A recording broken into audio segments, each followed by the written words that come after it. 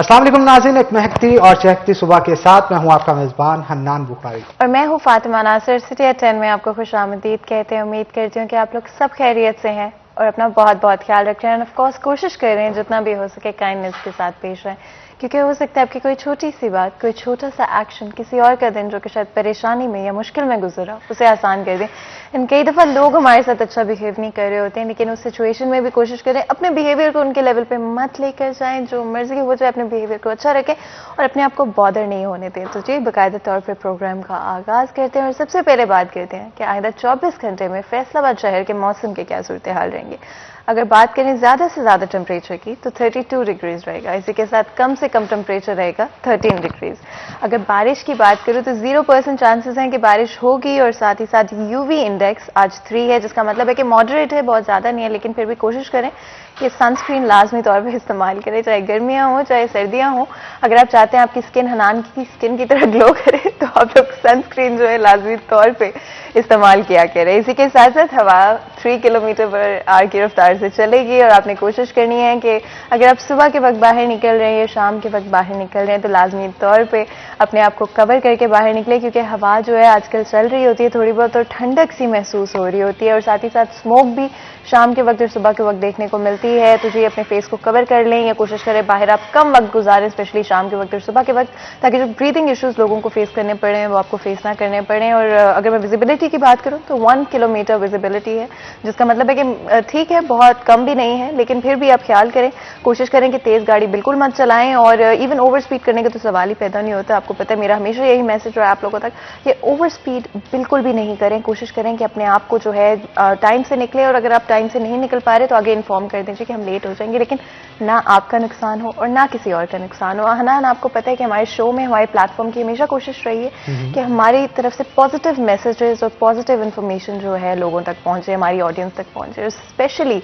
जो दिन की शुरुआत है वो अच्छे तरीके से हो, खूबसूरत तरीके से हो और एक खूबसूरत मैसेज के साथ हो। तो सबसे पहले हमारा एक नया सेगमेंट हनान जो कि शुरू हुआ है। बिल्कुल। तो जी एक दिन एक नेकी हमारा सेगमेंट है जिसमें एक पॉजिटिव मैसेज हम आप लोगों तक पहुंचाते हैं। तो जी मुफ्ती अहमद अली हमारे साथ मौजूद है, उनसे बात करते हैं।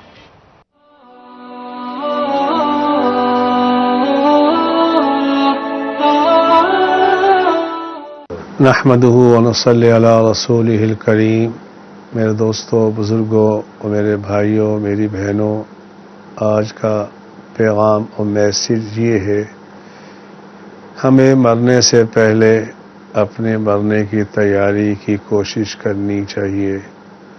मुझे हज़रत उस्मान इब्न अफ़्फ़ान रज़ी अल्लाह तआला अन्हु की हदीस याद आ गई कि उस्मान इब्न अफ़्फ़ान जब किसी कब्र पे खड़े हो जाया करते थे तो आप इतना रोया करते थे, आपकी दाढ़ी मुबारक आंसुओं से तर हो जाती थी और फरमाया करते थे, मैंने रसूल अकरम सल्लल्लाहु अलैहि वसल्लम से सुना, आप अलैहिस्सलातु वस्सलाम फरमाया करते थे, कब्र आखिरत की मनाजिल में से पहली मंजिल है, जो इसमें कामयाब हो गया सब में कामयाब होता चला जाएगा, जो इसमें नाकाम हो गया बाकी मनाजिल के अंदर भी नाकामी का सामना करना पड़ेगा।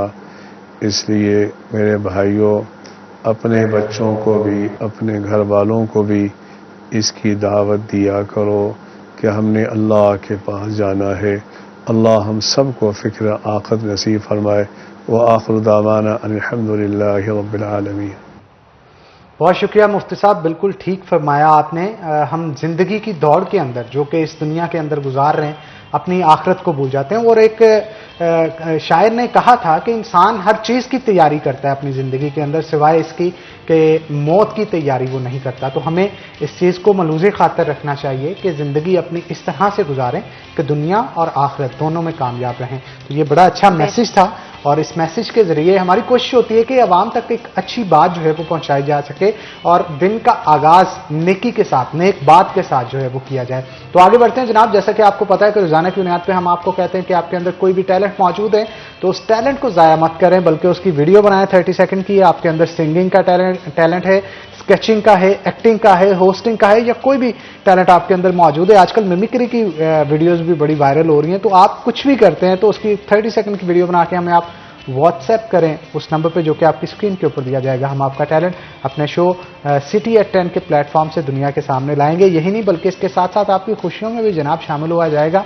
उसके लिए तरीकाकार क्या होगा कि आपकी वेडिंग एनिवर्सरी है, आपकी सालगिरह है, या फिर कोई भी इवेंट है, उसकी 30 सेकंड की वीडियो बना के हमें व्हाट्सएप करिए उस नंबर पे जो कि आपकी स्क्रीन के ऊपर दिया जाएगा। हमारी कोशिश होगी कि अपने शो में उस वीडियो को दिखा के आपकी खुशियों में शामिल हो सके और इसके साथ साथ आपके साथ नेक तमन्नाओं का इजहार भी करें। तो आज हमारे फैसलाबाद के मारूफ ताजर हैं बिलाल वहीद शेख साहब, उनकी सालगिरह है। हनान, आपको पता है हमारी हमेशा कोशिश रही है कि अपने शो के जरिए जो है डिफरेंट तरह की चीज़ों को डिस्कस करें, डिफरेंट तरह के टॉपिक्स को डेफिनेटली डिस्कस करें। आज भी हमारी ऐसी ही कुछ कोशिश रहेगी कि डिफरेंट तरह के इश्यूज के ऊपर बात कर सके। लेकिन इससे पहले कि हम अपने आज के टॉपिक की तरफ जाएं हनान, मैं सोच रही थी कि आपको पता है कि सर्दियां आ चुकी हैं और सर्दियों के हवाले से जब बात करते हैं और चाय का कप ना हो और फैशन स्पेशली अगर हम ना करें, क्योंकि सर्दियां हैं, जैसे मर्जी कपड़े पहन सकते हैं, जो मर्जी अपने पसंद के रंग जो है आप चूज कर सकते हैं। वैसे सारा साल इंतजार किया जाता है कि ये जो 2 से 3 माह होते हैं ना, इसमें तरह तरह के लोगों के रंग कपड़े भी निकल हाँ, आते हैं जो वैसे जरा समेट के रखे होते हैं, क्योंकि सर्दियों की एक ही खासियत है कि फैशन जो है आप जिस तरह का मर्जी कर सकते हैं और डिफरेंट तरह के ड्रेसेस, डिफरेंट तरह के स्टाइल्स जो हैं आप अपनी डे टू डे रूटीन के अंदर जो है आप ऐड कर सकते हैं। खवातीन तो वैसे कॉन्शियस होती है इस मामले में ज्यादा अपनी ब्यूटी को लेके, वो चाहे उनके शूज हो, कपड़े हो या फिर मेकओवर हो, तो हर चीज को वो काफी। मैंने जो नोटिस किया, मुझे लगता है आप भी अपने लुक को लेके बहुत कॉन्शियस रहते हैं। अच्छी बात है, let me add that is well कि that is a very good thing. और आई थिंक हर किसी को कोशिश करना चाहिए कि वो प्रेजेंटेबल रहे, स्पेशली अगर आप ऑफिस जा रहे हैं, अगर आप अपने बिजनेस कर रहे हैं, आपकी डीलिंग्स चल रही हैं लोगों के साथ, whatever it is that you are doing in your life, कि आप प्रेजेंटेबल रहें और अपने आप को जो है वो कहते हैं ना बन ठन के लाजमी तौर पे रहना चाहिए, और वो चाहे लड़के हों चाहे लड़कियां हों। और पाकिस्तान में तो अनान आपको पता है बड़ा मुनफरिद सा हमारा फैशन होता है। और आप कुछ सेंस दें ना फैशन की हमारी ऑडियंस को कि क्या करना चाहिए। आप देखें अनान, आपने कल और आज आपने शलवार कमीज की लुक जो है वो आपने कैरी किया, एंड आई थिंक ये भी बड़ा अच्छा होता है ना। डिफरेंट तरह के स्टाइल्स को आपको कैरी करते रहना चाहिए, एक तरह का स्टाइल नहीं होना चाहिए, चाहे वो जीन्स हो, चाहे फिर वो वेस्टर्न हो, चाहे ईस्टर्न हो, हर तरह के कपड़े पहनने चाहिए, चाहे लड़के हों चाहे लड़कियां हो, अपने पसंद के कपड़े लाजमी तौर पे पहनने चाहिए।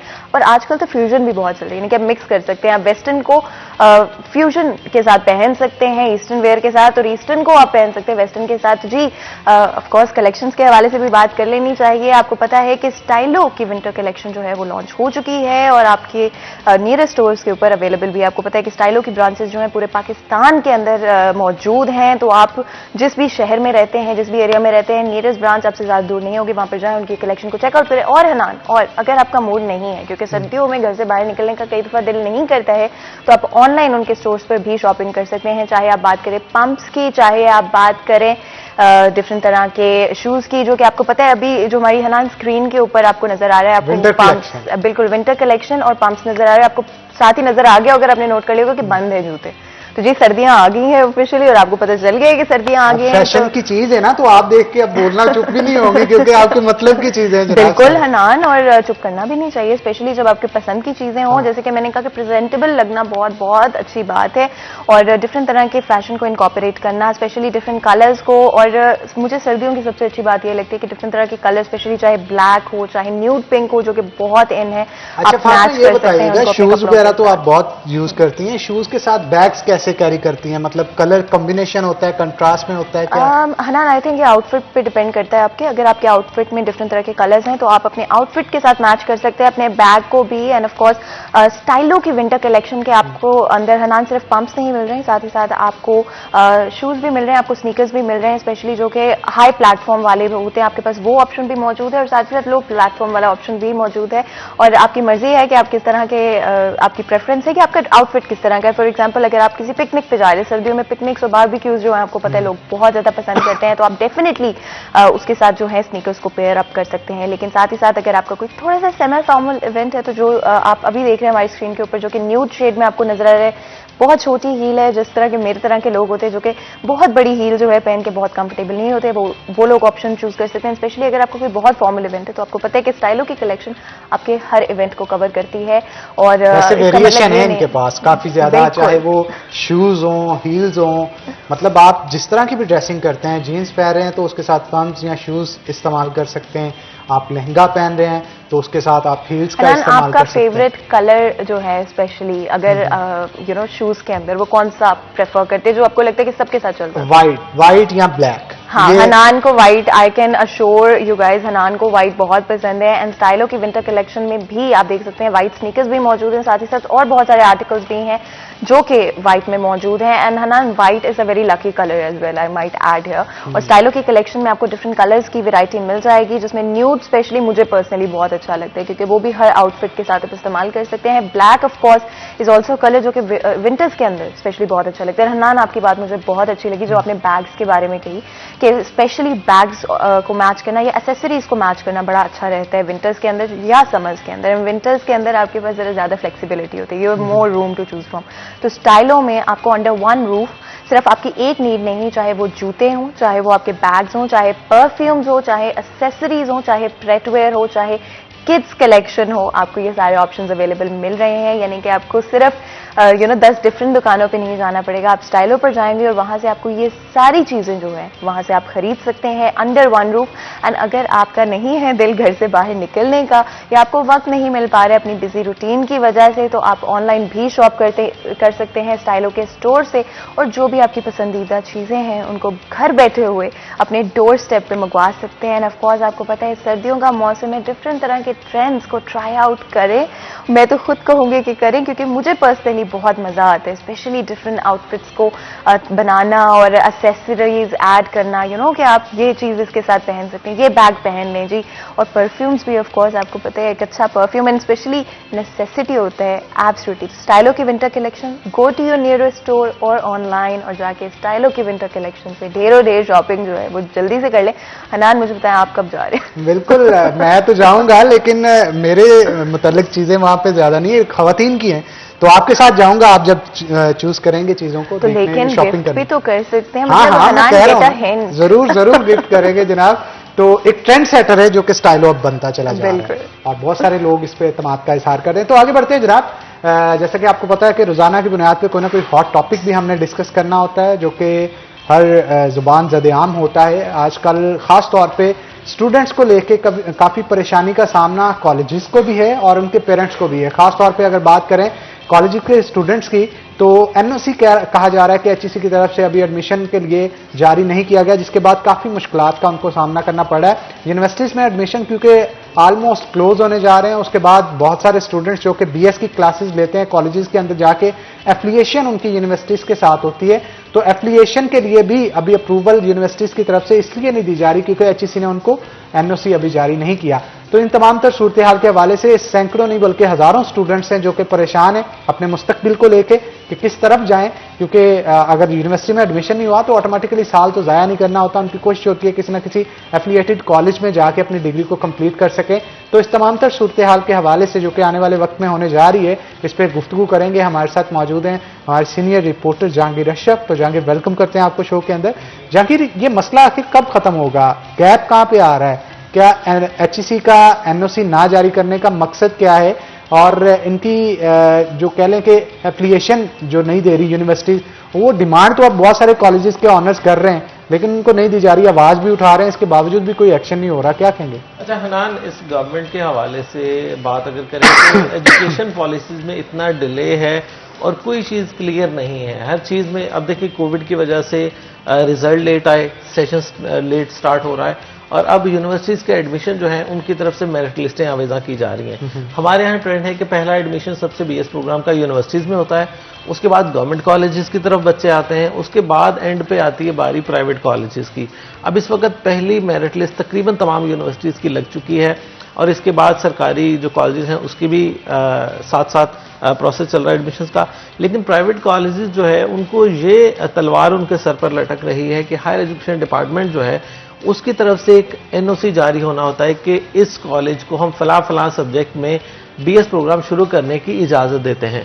अच्छा, मसला ये है कि हर साल नया एनओसी लेना पड़ता है कॉलेजेस को, और इसके लिए देखिए एक कॉलेज ने क्राइटेरिया अगर आज पूरा कर दिया है तो अगले साल दोबारा उसको विजिट किया जाता है, दोबारा उसको एनओसी का इंतजार करवाया जाता है और दोबारा से उसको जो है वो भागदौड़ करना पड़ती है। जबकि स्कूल्स की सतह पर 5 साल के लिए इकट्ठी एफिलिएशन दे दी जाती है कि एक स्कूल को अगर एक बार विजिट कर लिया, उसकी सारी चीजें पूरी करवा ली, तो उसको 5 साल तक किया जाता है। लेकिन कॉलेज में ऐसा नहीं है, उसको कहा जाता है कि आप हायर एजुकेशन डिपार्टमेंट पंजाब से भी अलग हर साल अपना एनओसी लें, और उसके अलावा आप डायरेक्टर कॉलेज से इंटरमीडिएट के लिए अलग से लें, और उसके अलावा यूनिवर्सिटी जो है वो भी हर साल आपका विजिट करके हर साल आपको नई एफिलिएशन देती है आपके पास। इसका मतलब है कि 3rd सेमेस्टर में जो बच्चे पढ़ रहे हैं वो एफिलिएट हो चुके हैं, लेकिन जो नया एडमिशन इस वक्त फर्स्ट ईयर में आना है वो अभी तक एफिलिएट कहीं नहीं है।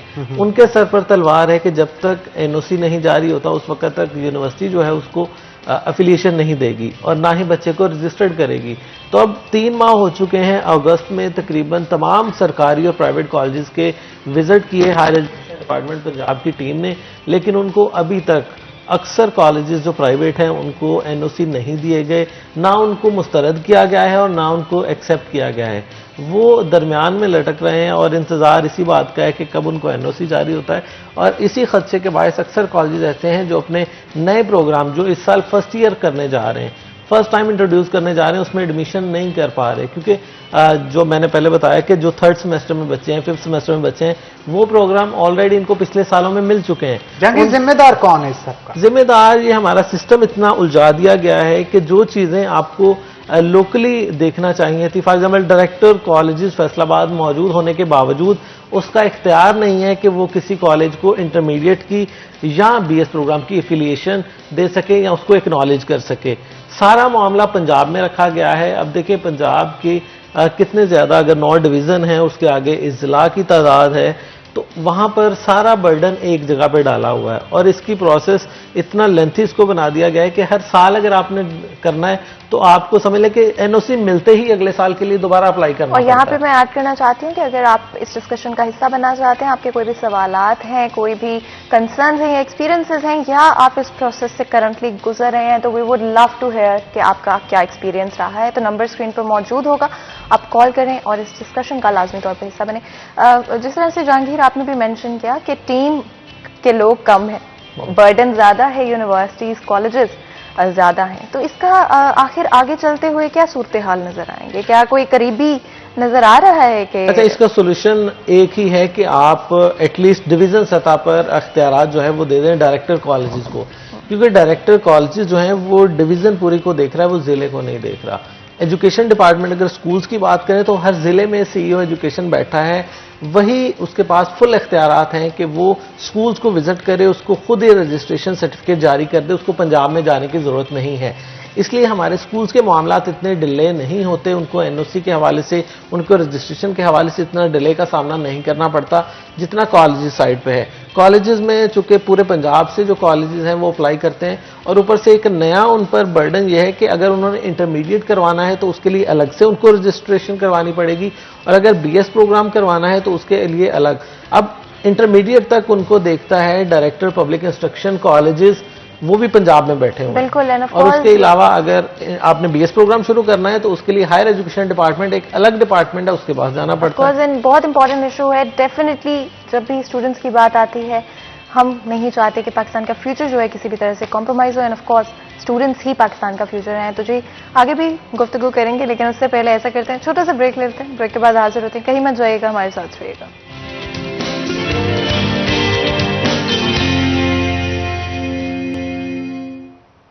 Welcome back. सिटी एट 10 में एक दफा फिर आपको खुशामदीद कहते हैं। ब्रेक में जाने से पहले बात हो रही थी प्राइवेट कॉलेजेस के हवाले से, किस तरह से अगर वक्त पर एनओसी ना दिया गया तो बहुत सारे बच्चे जो कि एनरोल हो जाएंगे वो एक्चुअली में रजिस्टर नहीं हो पाएंगे, जिसका मतलब है कि अमूमी तौर पे उनका साल जाया हो जाएगा। बच्चों की बात करें तो ये स्टेज बहुत इंपॉर्टेंट होती है ना, एक साल ही घर बैठने से बच्चों की वो जो एक प्रोग्रेस होती है वो रुक जाती है। बहुत सारे एरियाज के अंदर वो दोबारा, कई बच्चे तो दोबारा पढ़ाई की तरफ जा ही नहीं पाते हैं। कभी पर्सनल इश्यूज बीच में आ जाते हैं, तो कभी किसी और वजह से, फाइनेंशियल इश्यूज की वजह से, हजारों और वजह होती है कि वो वापस पढ़ाई की तरफ नहीं जा पाते हैं। बहुत ही इंपॉर्टेंट है गवर्नमेंट की तरफ से फौरी तौर पर स्टेप्स लिए जाएं और चीजों को बेहतरी की तरफ लाया जाए और बच्चों के फ्यूचर पे किसी भी हाल में कॉम्प्रोमाइज ना किया जाए। अगर आपके कोई भी एक्सपीरियंसेस हैं, कंसर्न्स हैं या सवालात हैं, तो नंबर नंबर आपकी स्क्रीन पर मौजूद होगा, लाजमी तौर पे कॉल करें और हमारे इस डिस्कशन का हिस्सा बने। आप लोगों के सवालात बहुत इंपॉर्टेंट है। जहांगीर, ब्रेक में जाने से पहले आप बात कर रहे थे इंस्टीट्यूशंस के हवाले से, किस तरह से डिफरेंट अथॉरिटेटिव बॉडीज से गुजर कर इस प्रोसेस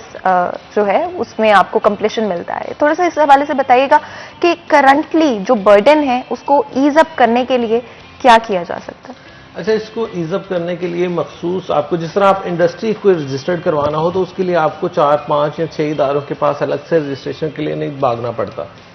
अब एक ही कोई ऐसा प्लेटफॉर्म बनाया जाए कि एक वन विंडो ऑपरेशन जिसको कहा जाता है, उसके तहत तमाम तालीमी इदारे, चाहे वो स्कूलिंग के हैं, चाहे कॉलेज के हैं, और यूनिवर्सिटीज़ तो डायरेक्ट HEC डील करती है। उसके लिए आपका देखिए, यूनिवर्सिटीज़ में कभी इस तरह से कोई मसाइल वो नहीं ज़्यादा आए जिस तरह कॉलेजेस को आ रहे हैं, क्योंकि यूनिवर्सिटी का डायरेक्ट लिंक है हायर एजुकेशन कमीशन पाकिस्तान से। लेकिन कॉलेजेस को अब देखें, इनको डील कर रहा है डायरेक्टर कॉलेजेस लोकली सेपरेट, हालांकि उनके पास कोई इख्तियारात नहीं है रजिस्ट्रेशन देने के, लेकिन सारा प्रोसेस उनके थ्रू करना पड़ता है। इसके अलावा लाहौर में जाते हैं डायरेक्टर पब्लिक इंस्ट्रक्शन कॉलेजेस के पास, वो अलग से एक विंग बना हुआ है। इसी तरह हायर एजुकेशन डिपार्टमेंट जो है वो अलग से एक अपना मकाम रखता है और उसके लिए अलग से आपको, अब देखिए, इंटरमीडिएट वही कॉलेज ने करवाना है तो वो DPI के पास जाएगा, और अगर उसी कॉलेज ने BS का प्रोग्राम शुरू करना है तो वो हायर एजुकेशन डिपार्टमेंट के पास जाएगा। एक जगह पर रजिस्ट्रेशन क्यों नहीं गवर्नमेंट कर देती? और इसके अलावा डिविजनल सतह पर, चूंकि डायरेक्टर कॉलेजेस डिवीजन की सतह पर हैं, वो जिला की सतह पर नहीं हम डिमांड कर सकते, तो इनको चाहिए कि डिविजनल सतह पर रजिस्ट्रेशन के इख्तियारात जो हैं वो डायरेक्टर तक मुंतकिल किए जाएं, ताकि हर डिवीज़न के अपने अपने जो तालीमी इदारे हैं उनको एक्सेस अप्रोचेबल हो। और उसके अलावा इसकी जो रजिस्ट्रेशन का टाइम पीरियड है वो 1 साल से बढ़ाकर कम से कम 5 साल तो किया जाए, कि एक BS प्रोग्राम वो 4 साल ले जाता है।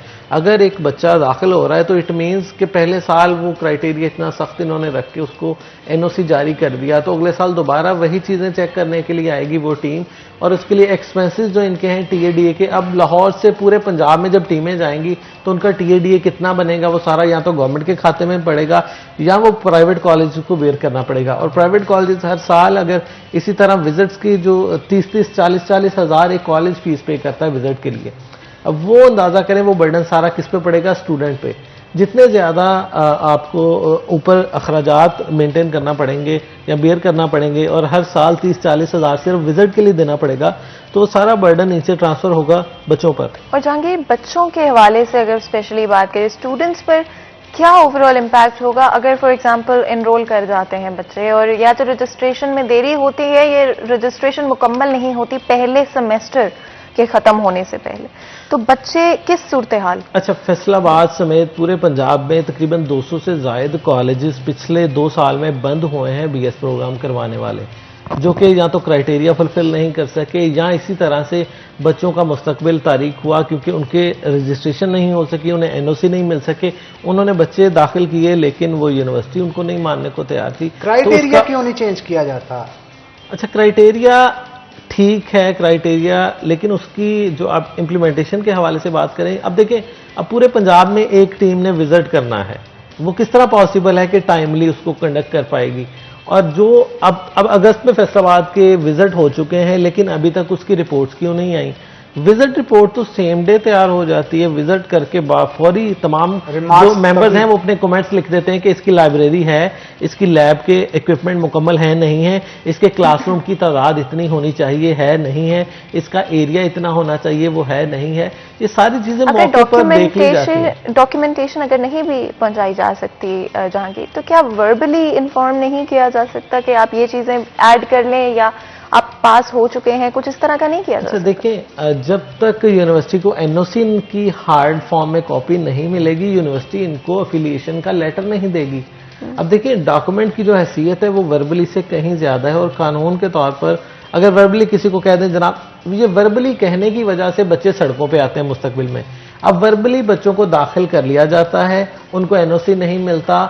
आजकल नर्सिंग काउंसिल का बड़ा इशू चल रहा है कि फैसलाबाद के एक कॉलेज की तरफ से बच्चों को उनके पेपर से एक दिन पहले कह दिया गया कि आपके रजिस्ट्रेशन लेट हो गई थी, और वो बच्चे सड़कों पे भी आए, एहतजाज भी हुआ, हमने उनकी सिटी 41 पे कवरेज भी की। अब इस तरह होता है जुबानी कलामी किसी को कह देने से कि जनाब आप दाखिले कर लें, तो फिर बच्चे अल्टीमेटली जब एग्जाम होते हैं उनको रोल नंबर स्लिप नहीं मिलती, फिर बच्चे सड़कों पर आते हैं और अल्टीमेटली या तो एज अ रिजल्ट वो कॉलेज ही बंद करके चले जाते हैं और 1 साल की फीसें बच्चों की भी गई और वो टीम भी गायब और उनके खिलाफ कोई एक्शन भी नहीं होना, क्योंकि ना तो वो कहीं रजिस्टर्ड है, ना कोई अथॉरिटी है जो उनको देखे और ना बच्चों की फीसें रिकवर होनी है। तो इसलिए जुबानी कलामी की हैसियत इसी तरह है कि बच्चे अल्टीमेटली फिर सड़कों पर आते हैं। उसके अलावा गवर्नमेंट को चाहिए कि दाखिला उसी सूरत में करने की इजाज़त दे जब तक एनओसी। अब देखिए इस वक्त क्या सिनेरियो बना हुआ है कि बेचारे तमाम कॉलेजेस विजिट करवा चुके हैं, उनको अभी तक ना तो रिजेक्ट किया गया है ना उनको कहा गया है कि आप एक्सेप्ट हैं, लेकिन चूंकि एडमिशन का सीजन है, रिजल्ट आ चुके हैं, अभी अगर वो रिजल्ट नहीं करेंगे तो कब करेंगे। अब गवर्नमेंट कॉलेजेस की बात करें, गवर्नमेंट यूनिवर्सिटीज़ की बात करें, वहाँ एडमिशन मुकम्मल हो चुके हैं और प्राइवेट सेक्टर जो है वो ना तो अपनी दुकानें बंद करके बैठ सकता है कि बिल्कुल देखें अब जी कारोबार है, बिजनेस है और खुद मानते भी कि जनाब एजुकेशन भी अब एक बिजनेस बन चुका है, तो इसको आप बिजनेस की तरह ट्रीट करें, उनको प्रॉपर टाइम पर उनकी चीज़ें जो हैं वो कन्वे करें, या तो आप एतराज़ात लगाकर उनको रिजेक्ट कर दें, वो भी नहीं किया 3 माह में, या उनको एक्सेप्ट करके लेटर दें। 3 माह बहुत लंबा टाइम पीरियड है, उनका रिजल्ट बच्चों का आ चुका है, उनकी जो ड्यू डेट्स हैं एडमिशन के हवाले से। अब देखें यूनिवर्सिटी के एडमिशन के बाद 15 दिन का टाइम है कॉलेजेस के लिए कि वो इसमें बीएस प्रोग्राम में इनरोल करवा लें, क्योंकि उन्होंने बाद में वो बच्चे जो हैं वो यूनिवर्सिटी में रजिस्टर्ड करवाने हैं। अब देखें एक कॉलेज एफिलिएट है यूनिवर्सिटी से, उसने अपने पास नहीं रजिस्ट्रेशन उसकी करनी, वो फौरी बच्चे दाखिल करके वो यूनिवर्सिटी के पास जाएगा और कहेगा ये हमारे 30 बच्चे हैं, 40 बच्चे हैं, इनकी रजिस्ट्रेशन करें बीएस फलां प्रोग्राम में, और वो उसी सूरत में होगी जब उनको एफिलिएशन लेटर मिला होगा। और एफिलिएशन लेटर के लिए शर्त है कि हायर एजुकेशन डिपार्टमेंट का एनओसी उनके पास हो। और ये इतना उलझा दिया गया प्रोसेस को कि आम बंदे के लिए समझना ही बड़ा मुश्किल है। बिल्कुल जी, बहुत उलझा हुआ प्रोसेस है, लेकिन at the end of the day बच्चे जो है, स्टूडेंट्स हैं, उनका फ्यूचर बहुत इंपॉर्टेंट है। आई ऑलवेज से दैट कि at the end of the day चाहे ऑर्गेनाइजेशनल इश्यूज हो, अथॉरिटेटिव गवर्नमेंटल इश्यूज हो, बच्चों का फ्यूचर कॉम्प्रोमाइज नहीं होना चाहिए। जहांगीर, एफिलिएशन की बात करें तो ये जो क्राइटेरिया जिसके हवाले से हम बात कर रहे हैं, थोड़ा सा बताइएगा इस क्राइटेरिया में क्या चीजें शामिल। अच्छा, इसमें बीएस प्रोग्राम के लिए क्योंकि यूनिवर्सिटीज जो है वो फैसलाबाद में सिर्फ जीसी यूनिवर्सिटी है जो एफिलिएशन देती है। इसके अलावा सरगोदा यूनिवर्सिटी से लोग एफिलिएशन लेते हैं, पंजाब यूनिवर्सिटी से एफिलिएशन लेते हैं, या बीजेडयू से, और बीजेडयू के रेंज में हम फैसलाबाद नहीं आता है। तो इसलिए हमारे यहाँ कॉलेजेस के लिए 3 ऑप्शंस हैं, जीसी यूनिवर्सिटी से एफिलिएशन लें, सरगोदा यूनिवर्सिटी से एफिलिएशन लें, या इसके अलावा वो पंजाब यूनिवर्सिटी से एफिलिएशन लें। अब चूंकि सबको जीसी यूनिवर्सिटी फैसलाबाद करीब पड़ती है, तो एचईसी की तरफ से अब क्राइटेरिया है कि मिनिमम 4 कनाल का जो कैंपस है वो होना चाहिए, चाहे वो शहर में है, चाहे किसी देहात में है, चाहे कहीं भी है, उसके मिनिमम क्राइटेरिया रख दिया गया 4 कनाल। इससे कम वाले सारे जो थे उनको डिसएफिलिएट कर दिया गया, उनको बीएस प्रोग्राम की इजाज़त नहीं है। सबसे पहले तो बच्चों को भी ये चाहिए कि एडमिशन लेने जाएं तो देख लें कि हमारा कैंपस इस काबिल है कि नहीं है, क्योंकि अक्सर ये होता है कि छोटे छोटे कॉलेजेस में वो एडमिशन दे देते हैं, किसी से सीटें परचेज करके फिर वो आगे क्लासेस ट्यूशन टाइप वो पढ़ा देते हैं, लेकिन वो सारा गैर कानूनी है। इसके अलावा उनकी लाइब्रेरी जो है उसमें मुतलका सब्जेक्ट की 500 किताबें होनी चाहिए। अगर बीएस इंग्लिश करवा रहा है तो 500 किताबें उसके पास, कॉलेज के पास लाइब्रेरी में मौजूद होनी चाहिए, ताकि बच्चे लाइब्रेरी में बैठ के उसके रेलिवेंट स्टडी कर सकें। इसी तरह साइंसेस के सब्जेक्ट, जो सब्जेक्ट वो बीएस करवाना चाहता है, उस सब्जेक्ट की 500 किताबें उसकी लाइब्रेरी में होना लाजिम है। ये यूनिवर्सिटी का क्राइटेरिया है। इसके आगे लैब्स की बात करें तो अगर कंप्यूटर है तो लेटेस्ट कंप्यूटर उसके पास कम से कम 50 होने चाहिए, क्योंकि 50 सीटें किसी भी कॉलेज को 50 सीटें दी जाती हैं। बीएस प्रोग्राम में किसी भी प्राइवेट कॉलेज को 51वां बच्चा दाखिल करने की इजाज़त नहीं है। अगर वो ज़्यादा बच्चे कर लेगा तो वो यूनिवर्सिटी उसको रजिस्टर्ड ही नहीं करेगी, ऑटोमेटिक उसके 50 बच्चे दाखिल होने के बाद उसकी ब्लॉक हो जाएगी आईडी। तो इसलिए अगर आप देख लें कि 50 बच्चे उस क्लास में या उस कॉलेज में आपकी सेम फील्ड में एडमिट हो चुके हैं, तो आप अपना दाखिला ना करवाएं, क्योंकि ये ऐसे भी कुछ लोग कर लेते हैं कि एक्स्ट्रा एडमिशन करके बाद में कह दिया जाता है कि जनाब आपकी रजिस्ट्रेशन नहीं हुई, आप सब्जेक्ट चेंज कर लें। बिल्कुल, इस पर मजीद भी गुफ्तगू करेंगे, लेकिन एक छोटी सी ब्रेक के बाद, ब्रेक का वक्त हो गया है, तो नाज़रीन यहाँ पे एक छोटा सा ब्रेक लेंगे, ब्रेक के बाद दोबारा हाजिर होते हैं। कहीं मत जाइएगा, हमारे साथ रहिए।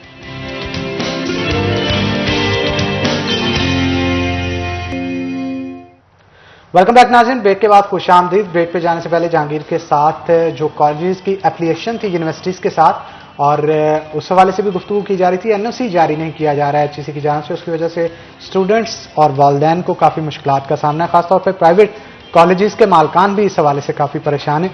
तो इसमें मजीद गुफ्तगू करेंगे। जहांगीर अशरफ हमारे साथ मौजूद है। जहांगीर, आप बता रहे थे कि सिस्टम को कॉम्प्लेक्स बहुत कर दिया गया है, विजिट्स भी हो गए हैं, इसके बावजूद भी रिपोर्ट्स इशू नहीं की जा रही। आखिरकार इसके लिए कोई वन विंडो ऑपरेशन क्यों नहीं लॉन्च किया जाता? अच्छा, कॉलेजेस, प्राइवेट कॉलेजेस एसोसिएशन की तरफ से हमेशा से ये डिमांड गवर्नमेंट को भिजवाई गई है मुतअद्दिद बार तहरीरी तौर पर कि डायरेक्टर कॉलेजेस को एम्पावर किया जाए। जिस तरह सीईओ एजुकेशन स्कूल्स की सतह पर अपने ज़िला में रजिस्ट्रेशन देने के लिए फुल अथॉरिटी उनके पास मौजूद है, वो डिप्टी कमिश्नर की सरपरस्ती में मीटिंग करते हैं माहाना या 3 माह की बुनियाद पर, और जितनी एप्लीकेशंस आती हैं रजिस्ट्रेशन की उनको ज़िले की सतह पर निपटा लिया जाता है। लेकिन कॉलेजेस साइड में ऐसा कोई निज़ाम मौजूद नहीं है।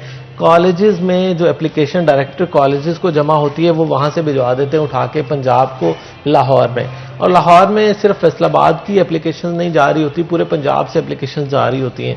पहले मरहले में कॉलेजेस वालों को इंटरमीडिएट के लिए अलग से विजिट करवाना पड़ता है, और सेकंड मरहला जब है, जब जिस कॉलेज ने बीएस प्रोग्राम करवाना है उसको 2 दफ़ा विजिट करवाना पड़ता है। इंटरमीडिएट का विजिट अलग से करवाना पड़ता है, बीएस प्रोग्राम का विजिट अलग से करवाना पड़ता है। अब देख लें, जो इदारा बीएस प्रोग्राम करवा रहा है उसकी लैब्स भी अपडेट हैं, उसके पास लाइब्रेरी भी ज़्यादा बुक्स अवेलेबल हैं, और इसके अलावा बाकी क्राइटेरिया जो 4 कैनाल वाला है वो भी इंटरमीडिएट से कहीं ज़्यादा है।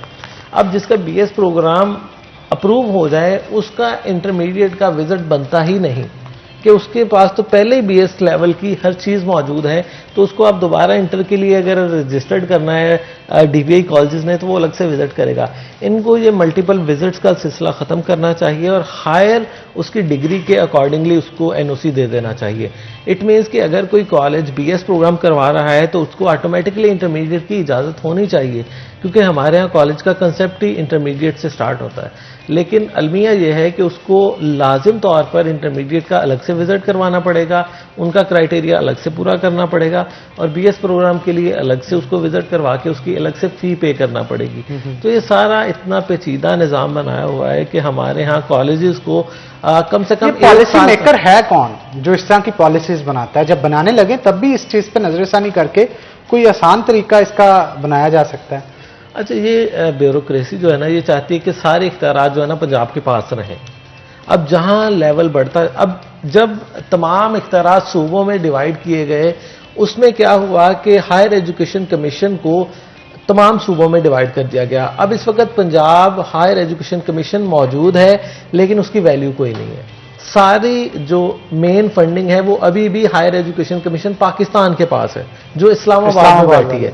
अब देखें, इन्होंने डिवाइड करके उसको हर सूबे में बना तो दिया हायर एजुकेशन कमीशन, लेकिन उसके पास वो इख्तियारात नहीं है। कोई भी यूनिवर्सिटी पीएचईसी की नहीं मानती। यूनिवर्सिटी कहती हम मानेंगे हायर एजुकेशन कमीशन पाकिस्तान को, क्योंकि हम पहले से एफिलिएट है उनसे। अब देखें, बड़ा स्पेक्ट्रम जो है उसको छोड़ के वो सूबों पे नहीं आ रहे। कॉलेजेस का यही मामला है कि कोई भी सूबा ये नहीं चाहता, या कोई भी director public instruction DPI colleges ये नहीं चाहता कि मैं अपने इख्तियारात जो हैं वो डायरेक्टर कॉलेजेस को सौंप दूं और मैं वहां बैठ के मतलब इंटरनल पॉलिटिक्स की वजह से basically at the end of the day students जो है लाजमी तौर पे सफर कर रहे हैं। जहांगीर, यहाँ पे मैं ये भी पूछना चाहती हूँ, एंड आई थिंक ये शायद हमने पहले भी शो में डिस्कस किया लाजमी तौर पे, number of students and number of seats की अगर हम बात करें, स्पेशली ये जो अब आपकी जो ग्रेजुएटिंग क्लास है उसके अंदर किस तरह के नंबर्स हैं, कितने स्टूडेंट्स के हवाले से इक्वल सीट्स मौजूद हैं? अच्छा, अब चूंकि इस बार रिजल्ट जो है वो कोविड की वजह से बड़ा अनएक्सपेक्टेड आया है कि हर बच्चा जो है उसकी या तो बहुत ज़्यादा हाई मार्क्स हैं या बहुत ज़्यादा नीचे मार्क्स हैं, और मिनिमम क्राइटेरिया है बीएस प्रोग्राम के लिए 45%। अब जिसको कोविड पॉलिसी के तहत इन्होंने 33 नंबर देकर पास कर दिया, उनमें से अक्सरियत तो 45 से नीचे चले गए। बहुत बड़ी तादाद इस वक्त उन बच्चों की है जिनके ओवरऑल मार्क्स 45% से नीचे हैं। वो ना तो कहीं रेगुलर एडमिशन ले सकते हैं और ना अपनी स्टडी को फर्दर कंटिन्यू कर सकते हैं, क्योंकि उनका मिनिमम क्राइटेरिया ही पूरा नहीं है। और उसके अलावा अगर गवर्नमेंट सेक्टर की बात करें तो गवर्नमेंट सेक्टर चाहे वो कॉलेजेस हों, यूनिवर्सिटीज़ हों, वहाँ पर मेरिट बनाया जाता है और टॉप के जो 50 बच्चे उनको चाहिए वो रख लिए जाते हैं। ऐसे में 900 नंबर लेने वाला बच्चा भी अब एडमिशन से महरूम रह रहा है, क्योंकि अब 1000 से ज़्यादा नंबर लेने वाले बच्चों की तादाद बेतहाशा है, और हर जगह पे जहाँ पे मेरिट लिस्ट बन रही है वो जा रहे हैं वहाँ पे। जिसके इवन 900 नंबर भी हैं उसको कोई ना कोई प्राइवेट कॉलेज या प्राइवेट इदारा देखना पड़ रहा है, क्योंकि प्राइवेट इदारे की शर्त होती है कि मिनिमम क्राइटेरिया आपका फुलफिल हो और पहले आइए पहले पाइए की बुनियाद पर आप एडमिशन लेते जाएं और उनकी फीसें भरते जाएं। क्योंकि प्राइवेट सेक्टर में ये मेरिट लिस्ट वाला कंसेप्ट नहीं है।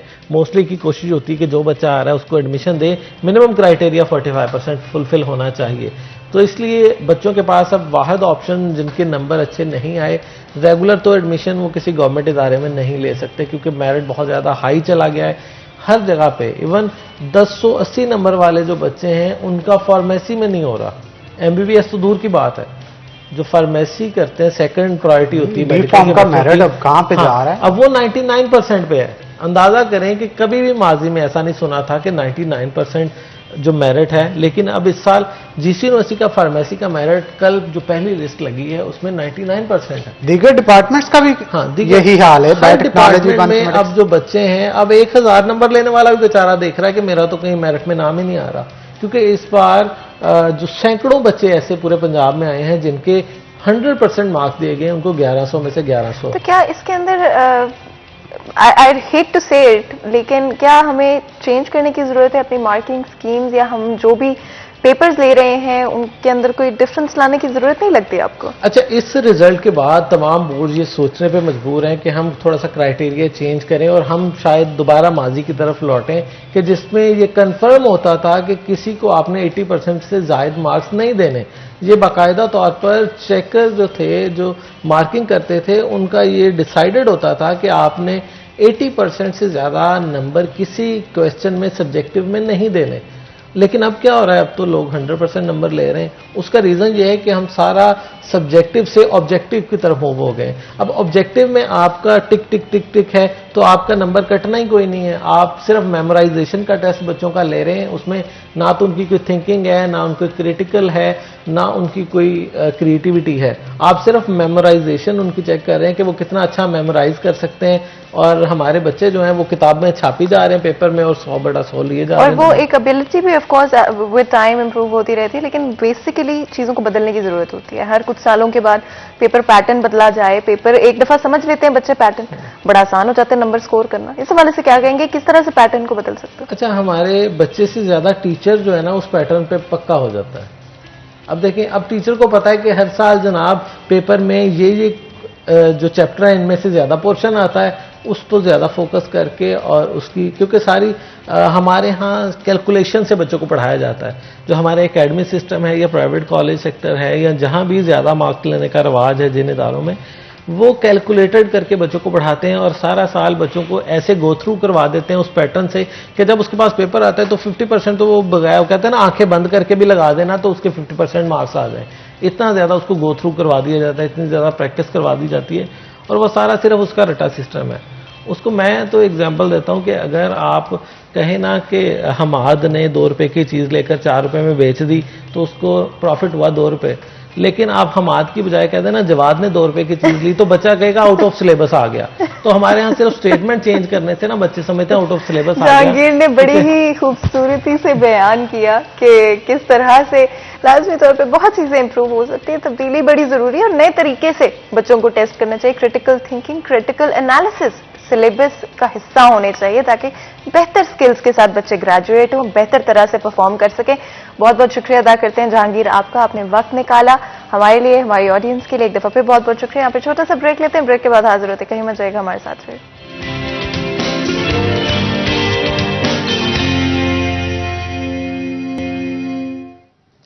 वेलकम बैक नाज़रीन, ब्रेक के बाद खुशामदीद। नाज़रीन, जैसा कि आपको पता है कि हमारा फेवरेट सेगमेंट किचन का स्टार्ट हो चुका है और हमारी कोशिश होती है कि किचन के अंदर आके कुछ ऐसी चीज़ें तैयार की जाएं जिससे मूड जो है वो खुशगवार हो जाता है। और जब खुशगवार मूड की बात की जाती है तो चाय सबसे पहले होती है। चाय के हवाले से गुफ्तगू करने से पहले जनाब मैं कुछ ख्वाबों के हवाले से भी गुफ्तगू करना चाहूँगा, क्योंकि घरों के अंदर जो भी ख्वाबे पकवान जो भी तैयार किए जाते हैं उसके लिए सबसे इंपॉर्टेंट फैक्टर जो होता है वो होता है आपका कुकिंग ऑयल और बनास्पति घी। तो हम जनाब लाजमी तौर पर आपको रिकमेंड करें कि घरों के अंदर जब भी कोई भी हंडिया बनाएं तो आपको गोल्डन कुकिंग ऑयल और गोल्डन वेजिटेबल घी के अंदर तैयार करनी चाहिए, क्योंकि इनका कहना यह है कि इसे डबल ऑटोमेटिक प्लांट के ऊपर इंतहाई नफासत के साथ तैयार किया जाता है जिसके अंदर वाटर वाटरमेलन का ब्लेंड भी मौजूद होता है, जिसमें विटामिन ए, विटामिन डी और विटामिन ई भी मौजूद है। अगर आप चाहते हैं कि आपके खानों की लज्जत को चार चांद लगे लेकिन इसके साथ साथ आपकी सेहत पे भी मुस्बत असरात पड़े, तो बाजार में जाते सबसे पहले आपका इंतखाब होना चाहिए गोल्डन कुकिंग ऑयल और गोल्डन वेजिटेबल घी, ताकि आपके खानों की लज्जत को तो चार चांद लगे लेकिन आपकी सेहत भी उससे मुतासर ना हो। तो जनाब फातिमा भी हमारे साथ मौजूद है, आज चाय बनाएगी अच्छी सी। तो फातिमा से पूछते हैं कि कौन सी चाय आज बना रहे, दाने वाली या एक्सट्रीम चाय? अनान, आपको पता है कि मेरी कोशिश होती है कि सुबह के टाइम जो चाय हो वो बहुत ज़्यादा उसके अंदर पत्ती नहीं हो। तो आज हम डीएटी बना रहे हैं एक्सट्रीम क्वालिटी, जो कि येलो पैकिंग में मौजूद है। आप अपने नियरेस्ट स्टोर से इसको जाके खरीद सकते हैं। और हनान, मुझे पता है आपको चाय जो है खासी पसंद है, लेकिन कई दफ़ा ज़्यादा तेज़ पत्ती पसंद होती है, कई दफ़ा थोड़ी नॉर्मल पत्ती पसंद होती है, लेकिन आपकी अपनी प्रेफरेंस है। बिकॉज अगर आपको एक्सट्रीम क्वालिटी पैकिंग पसंद है, यानी कि नॉर्मल पत्ती आप पसंद करते हैं, तो येलो पैकिंग खरीदें। और अगर आप थोड़ी सी तेज़ पत्ती पसंद करते हैं तो आप लोग रेड पैकिंग खरीद सकते हैं, जो कि दाने वाली ऑफकोर्स में मौजूद होगी। ये डीएटी की मैं बात कर रही हूँ, दाने वाली डीएटी आप खरीद सकते हैं, जो कि आपको अपने नियरेस्ट स्टोर से बड़े आराम से मिल जाएगी। और है ना, आपको पता है किसी भी ब्रांड की अगर हम बात करते हैं तो हमेशा उनकी सैम्पलिंग टीम्स होती हैं। कोई भी प्रोडक्ट तैयार किया जाता है, उसके बाद उसे सैंपल किया जाता है अच्छी तरह, और उसके बाद कहीं जाके कंज्यूमर तक पहुंचता है। लेकिन डीएटी बनाने वालों का ये दावा है कि उनकी कोई सैम्पलिंग टीम नहीं है, बल्कि वो लोग खुद सैंपल करते हैं हर चाय को, हर चाय की टाइप और डिफरेंट फ्लेवर को, जो कि डीएटी की तरफ से बनाई जाती है, ताकि आप लोगों तक जो प्रोडक्ट पहुंच रहा है वो नंबर 1 क्वालिटी का हो, आपकी सेहत के लिए भी अच्छा हो, आपकी हेल्थ के लिए भी अच्छा हो, और साथ ही साथ टेस्ट में कोई कॉम्प्रोमाइज़ ना हो। एंड ऑफ कोर्स डीएटी के हवाले से अगर बात करें तो चाहे वो उसका टेस्ट हो, चाहे खुशबू हो, चाहे ओवरऑल ब्लेंड हो, बहुत ही खूबसूरती से जो है आपको चाय का फ्लेवर भी मिलता है, ब्लेंड भी बड़ी जल्दी से हो जाते हैं, जो कि ऑफ कोर्स आपको पता है अगर आप मेरी तरह लेट जो है चीज़ें करते हैं, लास्ट मिनट पे आप करते हैं, तो आपको ऐसी चीज़ें पसंद होगी जो जल्दी से की जा सकती हैं। तो जी डीएटी बनाने वालों को ये दावा है कि डीएटी का ब्लेंड जो है इतनी क्विकली हो जाता है, आपको घंटा नहीं खड़ा होना पड़ेगा, जल्दी से आप चाय तैयार कर सकते हैं। पिए, ऑफिस जा रहे हैं, काम करने, बच्चों को स्कूल भेजना है, बच्चों के काम करने, जो भी आपके काम है, ग्रोसरी शॉपिंग करने नहीं जाना हो आपने, डीएटी बनाने वालों का ये दावा है कि आपको परफेक्ट ब्लेंड, परफेक्ट टेस्ट और परफेक्ट खुशबू जो है वो जल्दी से मिल जाएगी, जिसका मतलब है ऑफ कोर्स बहुत ही अमेजिंग। हनान, आपको पता है ये चीज़ें होती हैं और चाय बड़ी ज़रूरी होती है। सुबह एक दफ़ा चाय हमारी जो बन रही है, मैं चाहती हूँ हनान आप इसको ना जल्दी से जो है ना चाय को बनाएं। और हनान बहुत अच्छी चाय बनाते हैं, जितनी देर हनान चाय बना रहे हैं हम ऐसा करते हैं ऑफ कोर्स इस तरफ। और मैं आपको पता है कि चाय एक खासियत होती है सर्दियों की, और साथ ही साथ जो है फैशन भी सर्दियों की खासियत होती है। और अगर सर्दियों की बात करें तो ना तो चाय के बगैर सर्दियां मुकम्मल होती हैं और ना ही फैशन के बगैर सर्दियां मुकम्मल हो सकती हैं। तो ऑफ कोर्स आपको पता है कि डिफरेंट तरह के फैशन और डिफरेंट तरह के लुक्स को क्रिएट करना विंटर के अंदर ज़्यादा मज़ेदार हो जाता है। चाहे फिर आप स्नीकर्स के साथ कोई लुक क्रिएट कर रहे हो या फिर सेमी फॉर्मल लुक हो, आपकी अपनी मर्जी होती है, अपनी प्रेफरेंस होती है कि किस तरह की लुक जो है आप क्रिएट करना चाहते हैं। बट विंटर्स की यही खासियत है कि आप डिफरेंट तरह की लुक्स को ट्राई कर सकते हैं। अगर मैं स्टाइलो की विंटर कलेक्शन के हवाले से बात करूं तो आपको सारे ऑप्शंस जो है वहाँ पे अवेलेबल मिल रहे हैं, चाहे वो स्नीकर्स हो, चाहे वो सेमी फॉर्मल्स हो। जैसे कि आप देख सकते हैं डिफरेंट कलर्स तो मौजूद हैं, लेकिन आपको बंद जूते भी नजर आ रहे होंगे, जो कि आपको पता है कि सर्दियों की खासियत है। ऑफ कोर्स लेकिन आप ये नहीं चाहते हैं कि वो बिल्कुल प्लेन हो, इसीलिए जो डिटेल्स हैं वो बड़ी इंपॉर्टेंट होती हैं। और स्टाइलो के चाहे वो शूज हो, चाहे हैंड बैग्स हो, आपको वो डिटेल्स मिल रही हैं। आई थिंक एक्सेसरीज के हवाले से the most important thing is कि आप मैच कर सकें। मिक्स एंड मैचिंग बड़ी जरूरी होती है कि अगर आप बैग ले रहे हैं साथ आपके शूज भी हैं तो आप उनको मैच कर सके और डिफरेंट तरह से जो है एक्सपेरिमेंट कर सके अपनी लुक के साथ। तो जिस तरह से आप देख रहे हैं कुछ हैंड बैग्स चूजन जो है वो आपको स्क्रीन के ऊपर नजर भी आ रहे होंगे, जो कि आप अपने ड्रेसेस के साथ, अपने आउटफिट के साथ मिक्स एंड मैच कर सकते हैं। स्टाइलो की जो विंटर कलेक्शन है उसकी खासियत यही है, डिफरेंट डिजाइन है, डिफरेंट तरह की ब्लॉक हील्स स्पेशली आपको पता है आजकल बहुत इन है, स्पेशली उन लोगों के लिए जो कि लंबी हील पहनना पसंद नहीं करते हैं। मेरी अपनी कोशिश रहती है कि बहुत लंबी हील्स जो है मैं प्रेफर नहीं करती हूँ, तो मेरी हमेशा कोशिश होती है कि ब्लॉक हील्स अगर जो है डे टू डे रूटीन के अंदर, कभी कभी तो चल जाता है लेकिन डे टू डे रूटीन के अंदर ब्लॉक हील्स का इस्तेमाल हो सके। तो Stylo has made sure of that कि आपकी प्रेफरेंस चाहे लंबी हील्स हो, चाहे ब्लॉक हील्स हो, या फिर आप बिल्कुल कंफर्टेबल स्नीकर्स पहनना चाह रहे हो, तो winter collection from Stylo has it all to offer. Accessories भी अवेलेबल है आपको अंडर वन रूफ। एसेसरीज के साथ साथ shoes, pret collection, perfumes, bags और ऑफ कोर्स स्टाइलो किड्स भी अवेलेबल है। यानी कि एक छत के नीचे आपको ये सारी चीज़ें मिल रही हैं, जिसका मतलब है कि आप बड़ी इजीली जाकर अपनी सर्दियों की जो सारी शॉपिंग है वो जल्दी से कर सकते हैं। स्टाइलो की आपको पता है पाकिस्तान के अंदर बहुत सारी ब्रांचेज मौजूद हैं और आपको बिल्कुल भी दूर नहीं जाना पड़ेगा। अगर आप चाहते हैं कि आप घर से दूर ना जाएं और आपका बल्कि घर से निकलने को कई दफ़ा दिल नहीं कर रहा होता है, तो इसलिए आसान करने के लिए स्टाइलो की ऑनलाइन जो स्टोर है आप वहां से जाकर भी शॉप कर सकते हैं। ऑफ कोर्स सर्दियां हों और फैशन ना हो ये कैसे मुमकिन है, तो स्टाइलो की विंटर कलेक्शन को जल्दी से जाके चेकआउट करें। उनकी कलेक्शन में बहुत सारे डिज़ाइंस जो हैं अवेलेबल हैं एंड हम चाहते हैं कि आपकी जो विंटर वार्डरोब है वो आपकी तरह खूबसूरत हो, इसीलिए स्टाइलो की विंटर कलेक्शन जल्दी से जाएं अपने नियरेस्ट स्टोर के ऊपर, उसको चेकआउट करें या फिर ऑनलाइन स्टोर के अंदर शॉप करें। एंड हनान आपको पता है winter collection is absolutely so important. आप मुझे बताओ कि आपको विंटर्स के अंदर स्पेशली कौन से कलर्स हैं जो बहुत अच्छे लगते हैं कपड़ों के अंदर? बिल्कुल आप ठीक कह रही हैं, विंटर्स के अंदर स्पेशली मैं ज़रा डार्क कलर्स को प्रेफर करता हूं। लाइट कलर्स क्योंकि गर्मियों के अंदर इस्तेमाल किए जाते हैं, लेकिन इसके अंदर आप ब्लैक यूज़ कर सकते हैं, ब्लू जो डार्क ब्लू होता है वो काफ़ी आप पे अच्छा लगता है। वाइट भी समटाइम अगर शाइनी डे है तो आप यूज़ कर सकते हैं। और अगर आप नॉर्दर्न एरियाज़ में घूमने फिरने जा रहे हैं, वहाँ पे स्नो क्योंकि होती है, तो फिर आप शोक कलर जिसे नियॉन कलर का इस्तेमाल आप कर सकते हैं, डार्क येलो कलर का इस्तेमाल कर सकते हैं। तो इट डिपेंड्स कि आप कहाँ पे घूम रहे हैं, किस पार्टी पे हैं, किस इवेंट पे हैं, फिर उस हिसाब से आपको कलर चूज़ करना पड़ता है। लेकिन अगर क्लासी लुक लेनी हो ना, तो क्लासी लुक में मैं प्रेफर करता हूँ ब्लैक कलर को। बिल्कुल। और हनान आपको पता है कि आज के हवाले से अगर हम बात करें तो आज इकबाल डे है, 9 नवंबर है एंड हमारे पोइट हैं, नेशनल पोइट हैं, तो ऑफ कोर्स उनके हवाले से आज हम शो में डेफिनेटली डिस्कस करेंगे। बहुत सारी बातें होंगी, बहुत सारी गुफ्तगू होगी।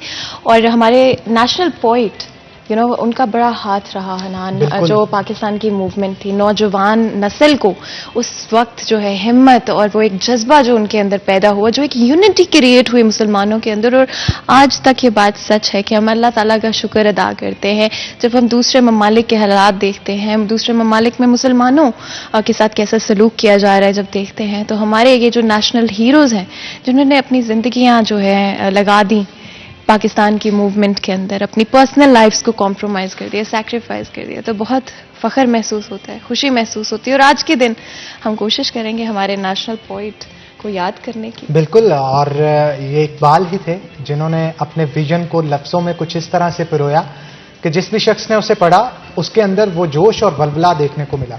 नौजवान नस्ल को उकसाया गया, बताया गया, पाकिस्तान की अहमियत को उजागर उनके सामने किया गया, तभी ये जद्दोजहद जो है वो कामयाब हो सकी और 1947 को पाकिस्तान जो है वो वजूद के अंदर आया। तो आज इकबाल डे दुनिया भर के अंदर बनाया जा रहा है, क्योंकि अगर जब भी इकबाल की बात की जाती है तो जनाब इकबाल के चाहने वाले, उनसे मोहब्बत रखने वाले सिर्फ और सिर्फ पाकिस्तान में नहीं बल्कि पाक व हिंद के साथ साथ दुनिया भर के अंदर, जो कि उनके विजन को, उनके लफ्ज़ों को समझते हैं, शायरी से मोहब्बत रखते हैं, रूहानियत से मोहब्बत रखते हैं, तो वो उनके चाहने वाले जो हैं वो दुनिया भर के अंदर पाए जाते हैं। तो आज फैसलाबाद के अंदर भी मुख्तलिफ तकरीबात का अहतमाम किया जा रहा है। आर्ट काउंसिल में भी है, लालपुर म्यूजियम में भी है, दीगर जगहों पे भी इसका अहतमाम किया जा रहा है। तो आज ख़ास तौर पे इस मौजू पे और इकबाल डे पे और उनकी ज़िंदगी के ऊपर गुफ्तगू करने के लिए हमने ख़ास तौर पे शो के अंदर दावत दे रखी है। हमारे साथ सिकंदर जुल्करनैन साहब मौजूद हैं जो कि हमारे तारीखदान भी हैं और बड़ा विजन है इनका भी, इनके पास भी हिस्ट्री का बहुत नॉलेज है। तो इकबाल के हवाले से गुफ्तगू करेंगे। वेलकम करते हैं जनाब आपको शो के अंदर। क्या कहेंगे इकबाल के हवाले से, हमें कुछ बताइएगा कि किस तरह से उन्होंने पाकिस्तान की उम्मीद नौजवान नस्ल के अंदर पैदा की, अपनी शायरी के अंदर शायरी से किन किन लोगों को कायल किया और उनकी शायरी उस दौर के अंदर कितनी मुफीद साबित हुई? बिस्मिल्लाहिर्रहमानिर्रहीम। बहुत शुक्रिया नान। ये तो बात है छोटा मुंह और बड़ी बात। हम कोशिश कर लेते हैं, इतनी बड़ी हस्ती है तो उनकी ज़िंदगी के कुछ पहलू उजागर हम करेंगे अपने नाज़रीन के लिए।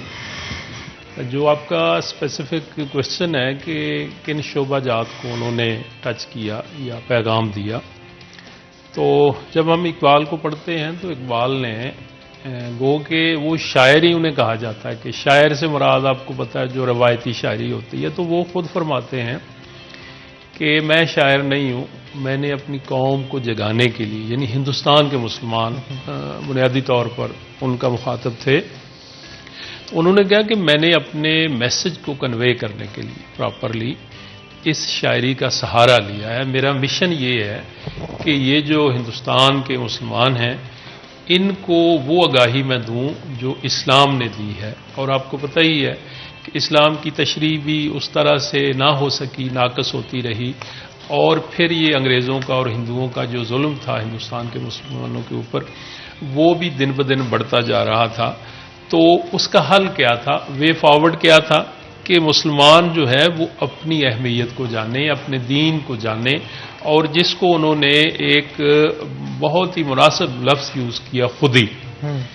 और खुदी मैं समझता हूँ कि ये बुनियादी चीज़ है। इस्लाम में भी इस चीज़ के ऊपर फोकस किया गया है कि जब तक इंसान अपने आप को नहीं पहचानता वो दूसरी किसी चीज़ को पहचान नहीं सकता।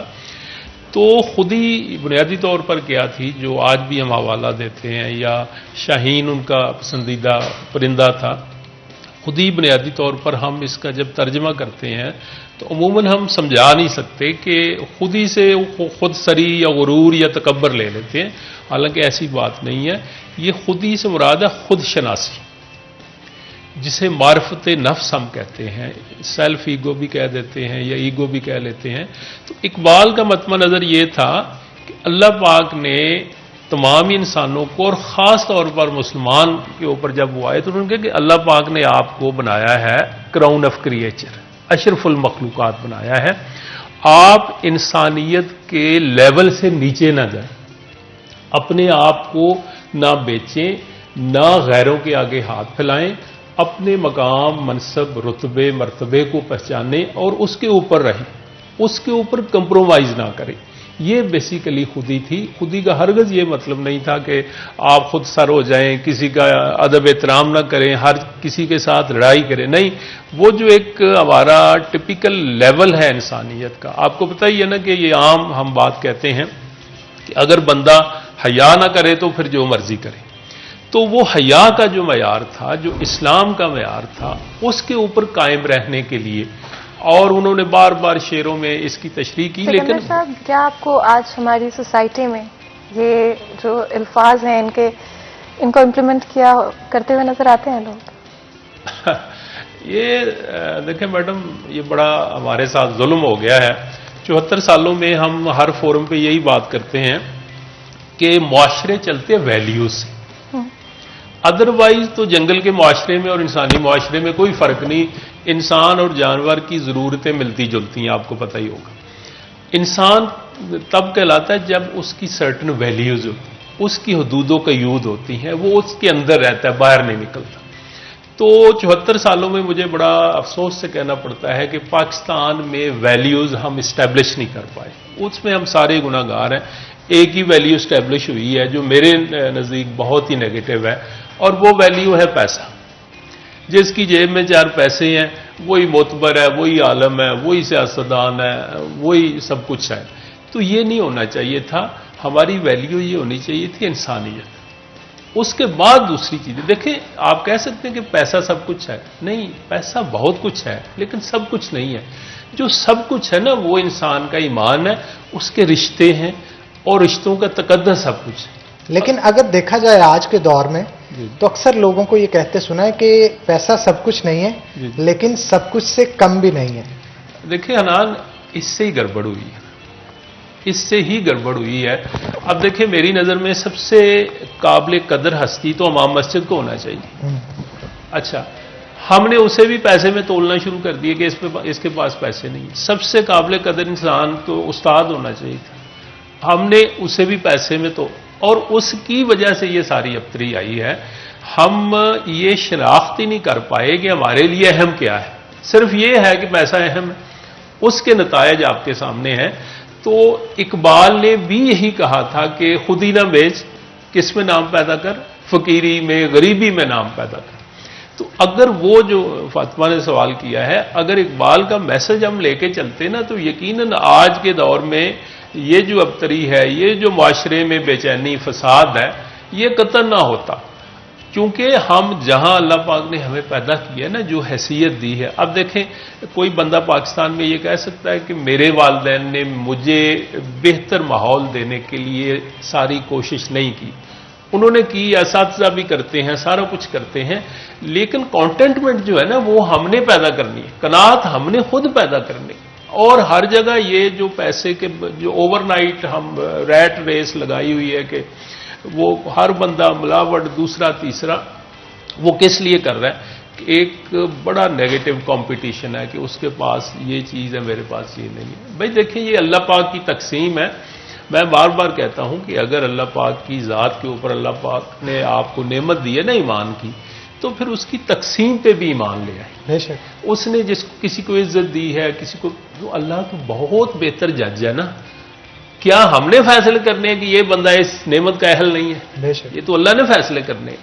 तो अल्लाह के ऊपर ईमान के बाद बहुत जरूरी है कि उसकी तकसीम, उसकी वंड पे भी आप ईमान लें। जिस नजरिए पे पाकिस्तान बना, हमारा मुल्क बनाया गया, और जैसे कि मैंने पहले भी कहा शुरू में कि हमारे ये जो नेशनल हीरोज हैं, इन्होंने बड़ा जज्बा क्रिएट किया लोगों के अंदर, नौजवान नस्ल के अंदर। इकबाल के किरदार की बात करें तो उस हवाले से थोड़ा सा बताइएगा कि एक तो उनकी, जैसे कि आपने मेंशन किया कि वो थे नहीं शायर, लेकिन उस तरफ उनको आना पड़ा था कि लोगों में वो जज्बा पैदा कर सके, उस हवाले से भी थोड़ा सा बताइएगा। अगर बतौर तारीख के तालिब इल्म से मुझे आप पूछेंगी तो वो जज्बा जुनून ही था जिससे पाकिस्तान बना है। अगर वो जज्बा, वो जुनून, और वो जज्बा सामने कौन लेके आया? जब 1928 में साइमन कमीशन लाहौर आया था, मैं वो जुनून की बात करने लगा हूं, तो वहां साइमन कमीशन में अंग्रेज थे और लोकल लोगों का, इंक्लूडिंग कायदे आज़म, ये फोकस था या स्टांस था कि मसाइल हिंदुस्तान के हैं, लेकिन कमीशन में एक भी बंदा हिंदुस्तानी नहीं है, तो अंग्रेज हमारे मसाइल का क्या हल निकालेंगे? तो वो नारे लगे, Simon commission go back, go back. Lahore में ये लाला लाजपत राय फौत हो गए थे सर में डंडर, तो स्टेशन की बात है, जलसा हो रहा था, जुलूस निकाला हुआ था, तो ये जावेद मंजिल स्टेशन के बिल्कुल करीब ही है, इतनी दूर नहीं है। तो लोग नारे लगा रहे थे और सारा कुछ कर रहे थे। तो कुछ जो जज्बाती लोग थे जिन्हें नहीं पता था, तो वो इकबाल के घर चले गए कि आप नारों में शामिल नहीं हो रहे, आप क्या कर रहे हैं? तो इकबाल ने बड़ा खूबसूरत जवाब दिया कि हर बंदे ने नारे नहीं लगाने होते, ये जो शेर पढ़ रहे हैं ये किसके हैं? जो खून आप गरमा रहे हैं हाजरीन का, जो शामिल लोग हैं, ये शेर किसके? मैंने अपना काम कर दिया है और उन शेरों से ही आप माहौल को गरमा रहे हैं। मैंने आपको थॉट देनी है, मैंने आपको आइडिया देना है, उस पर प्रैक्टिकल आपने करना है। तो मैं समझता हूं कि मेरी एक खास सोच है, कुछ लोग इत्तेफाक नहीं करते, कि इकबाल की जो लगन थी, जो दर्द था मुसलमानों का, और जो उनकी तालीम थी, जो उनका खास ध्यान था इस्लाम की तरफ, ये कॉम्बिनेशन बड़ा रेयर था कि इकबाल ने सबसे पहले अपने आप को मनवाया कि अल्लाह और अल्लाह के नबी की तालीमात और सच्ची और खरी मोहब्बत के बगैर कुछ मुमकिन नहीं है।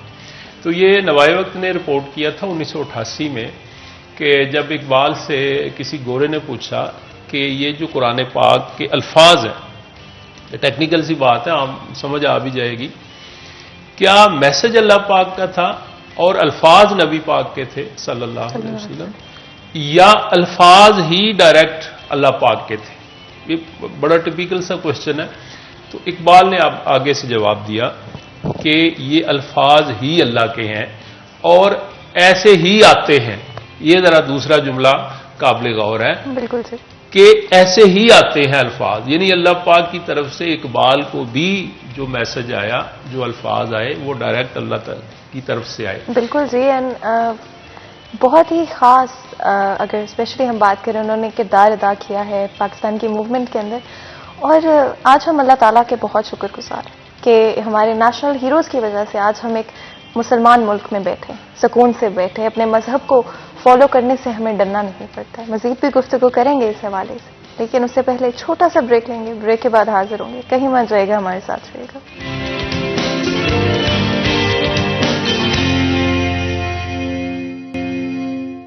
वेलकम बैक सिटी एट 10 में एक दफ़ा फिर आपको खुशामदीद कहते हैं। ब्रेक में जाने से पहले आपको पता है आज हम इकबाल डे के हवाले से बात करें। इलामा इकबाल का हमारी पाकिस्तान के बनने में बहुत बड़ा किरदार है। जिस तरह से उन्होंने नौजवान नस्ल को मोटिवेट किया, जिस तरह से उनके अंदर एक जज्बा और एक यूनिटी पैदा की, वो उसकी कहानियां अभी तक मशहूर हैं। आज हम बहुत शुक्रगुजार हैं कि हम एक ऐसी सरजमीन पर पाकिस्तान में मौजूद हैं जहां पर हम मुसलमान होने के नाते हमारे जो भी फ़राइज़ हैं अपने मज़हब को फॉलो करने के लिए हमें डरना नहीं पड़ता, हमें खौफज़दा नहीं होना पड़ता। हम खुलकर अपने मज़हब की बात कर सकते हैं, अपने मज़हब को फॉलो कर सकते हैं। और सच बात यह है कि आज के वक्त में बहुत सारे ममालिक में मुसलमान खुलकर अपने मज़हब को एक्सेप्ट भी नहीं कर सकते हैं। उसके बारे में बात करना तो दूर की बात है और फॉलो करना बहुत ही दूर की बात है। तो अल्लाह ताला के बहुत बहुत शुक्रगुजार हैं।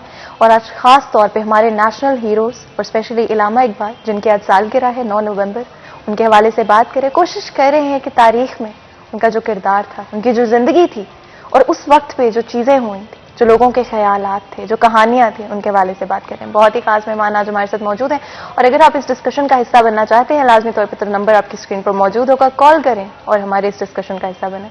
तो जी, आप थोड़ा सा बता रहे थे मुझे ब्रेक में, मैं चाहूँगी अगर वहीं से हम गुफ्तगू को आगे बढ़ाएं मज़हब के हवाले से और किस तरह से इलामा इकबाल ने लोगों को इस तरफ लेकर आए, लेकिन शायरी के ज़रिए। जी, ये बड़ा अमूमन कन्फ्यूजन हमारे यहाँ पाकिस्तान में फैलाया जाता है कि इकबाल की दाढ़ी नहीं थी, लेकिन उलमा से उनकी बड़ी अकीदत थी और उलमा को उनसे बड़ी अकीदत थी। तो ये इस बहस में तो मैं नहीं जाना चाहता, लेकिन बीइंग मुस्लिम आपका कैरेक्टर जो है ना, वो इस्लाम टोटल दाढ़ी तो नहीं है ना, इस्लाम के अंदर एक कंपोनेंट है दाढ़ी वाला। दाढ़ी रखना बहुत आला और बड़े शर्फ की बात है। लेकिन इकबाल का एक अपना नज़रिया था, लेकिन वो अदरवाइज पूरे बल्कि बहुत ज़्यादा मुसलमान थे। तो वो मैं ज़रा आपको बता देता हूँ कि रूहानियत के हवाले से इकबाल का क्या मकाम था। जब उनसे ये सवाल हुआ कि कुरान के लफ्ज़, तो उन्होंने वजाहत की कि ये अल्लाह के ही लफ्ज़ हैं और ऐसे ही लफ्ज़ आते हैं। तो इसका मतलब इकबाल को जो अता होती थी शायरी, वो डायरेक्ट आती थी। तो लोगों को पता चल गया। और बहुत सारी करामतें हैं इकबाल से मुतल्लिक़, वो मैं बात नहीं करना चाहता। तो फिर लोगों ने पूछना शुरू कर दिया कि ये लफ्ज़ कैसे आते हैं, अल्लाह से इस तरह क्लोज जो कनेक्शन है वो कैसे पैदा होता है। तो बड़े इसरार के बाद फिर उन्होंने फरमाया कि ये हो सकता है अल्लाह के साथ इतना करीबी ताल्लुक़। और नुस्खा उसका क्या फरमाया इकबाल ने कि मैंने 1 करोड़ दफ़ा दुरूद पाक पढ़ा है, तो ये जो मश्क मैंने की है तो फिर अल्लाह अपना कुर्ब अता कर देता है। तो रूहानियत का तो कुंजी उनकी ये थी और बेपनाह इज़्ज़त करते थे। ये बड़ा ही डिफ़िकल्ट क्वेश्चन है कि मेन स्ट्रीम जो हमारी रिलीजियस पार्टीज़ थी, जो सियासत में भी हिस्सा लेती थी, वो कायद-ए-आज़म और पाकिस्तान बनने के ख़िलाफ़ थी।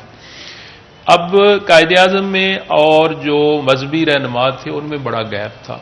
और आपको पता है अच्छी तरह के कायद-ए-आज़म को तो उर्दू भी नहीं आती थी, तो ये भी एक बहुत बड़ा बैरियर था। इस गैप को, इस बैरियर को हटाया इकबाल। उसकी वजह यह है कि दीन इस्लाम को शायद उनसे बेहतर तो कम ही लोग समझते थे। तो दीन इस्लाम क्या होता है? इत्दाल। वो जो एक्सट्रीमिज़म था उलमा की तरफ से कि ये गैर शरी इंसान है, फलां है कायद-ए-आज़म, उसको ज़रा नीचे लेके आए। और कायद-ए-आज़म को आपको पता है कि दलील के अलावा तो कोई बात कर नहीं सकता था कायद-ए-आज़म के साथ। तो फिर कायद-ए-आज़म के साथ तो उनकी जो ख़तो किताबत है ना, मुलाकात उनकी लाहौर में, ये ख्याल है कि कायद-ए-आज़म की और इकबाल की मुलाकात हुई, लेकिन कन्फर्म मुझे हो नहीं सका। खतूत अलबत्ता उनके 1936 से 1938 ये 2 सालों में 13 खतूत मिलते हैं तारीख में। तो उन्होंने फिर ये कायल किया कि जो हमारा मिशन है ना, असल में हमारा मिशन ये था, ये मेरी अपनी राय है कि आज़ादी तो हमें मिलनी थी, लेकिन असल मिशन था कायद-ए-आज़म का और साथियों का कि बंटवारा, पार्टीशन। अंग्रेज़ तो मैं आपको बताऊं कि 1947 से 1960 ये 13 सालों में उन्होंने 60 मुल्कों को आज़ादी दी। वो तो थक चुके थे, वो भूख मरते इधर आए थे, उन्हें अपने घर में, लंदन में, इंग्लैंड में रोटी मिलनी शुरू हो गई। उन्होंने तो वाइंड अप करके जाना ही जाना था। असल हमारा जो आप भी बात कर रहे हैं कि हिंदुओं का क्या ज़हन था कि जब अंग्रेज़ तो जा ही रहे हैं, दूसरी जंग अज़ीम में वो बहुत कमज़ोर हो गए, तो हमारा पीछे काम क्या था कि हम बंटवारा कर लें। आज आपको पता है हिंदुस्तान में जो मुसलमान हैं उनकी क्या हालत है। और ये बात कही थी जो उलमा की है, मौलाना अबुल कलाम आज़ाद, उनका नाम तो मुहिउद्दीन अहमद था असल, तो अबुल कलाम के नाम से आप याद करते हैं। अबुल कलाम का मतलब है बहुत बड़ा आलम, वो भी कायदे आज़म के खिलाफ थे और वो कहते थे कि ये लफ्ज़ जो पाकिस्तान है ना, ये मेरे हल्क से नीचे नहीं जा रहा, कि इसका मतलब है जो पाकिस्तान एक टुकड़ा है वहां पाक लोग हैं, बाकी पूरी दुनिया में पलीत लोग हैं। तो ये बात भी उनकी ठीक थी। लेकिन जो आपका क्वेश्चन है, फिर कैसे मौलाना अबुल कलाम आज़ाद ने जब पाकिस्तान बना, नेक्स्ट डे लाल किला दिल्ली में जाके उन्होंने मुसलमानों को खिताब किया, अब पाकिस्तान बन गया, वहां जाओ, पाकिस्तान को मजबूत करो। टू नेशन थ्योरी जब हनान आपको पता है जब पहली दफा जिक्र किया गया था तो किसी को वो समझ नहीं आ रही थी उस वक्त कि किस तरह से दो मुल्कों को क्या करेंगे, एक मुल्क में जब रह सकते हैं, जब रहते आए हैं।